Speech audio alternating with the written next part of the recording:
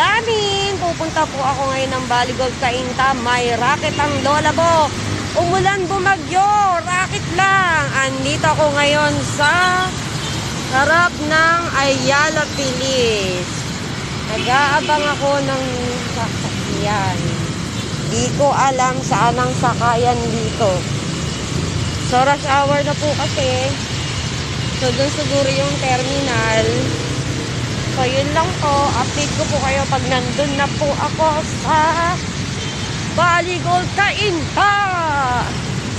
Sarap matulog, masarap din mag-mall kung may kwarta. So yun lang po. Ito po yung bagong terminal. Ayan po. Dito daw po ang sakayan. Para nga hindi naghahabulan kung saan-saan na parang daga.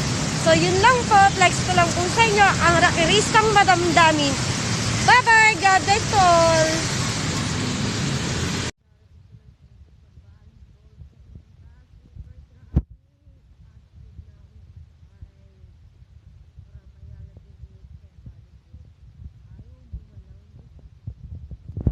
Yan, nandito na po ako.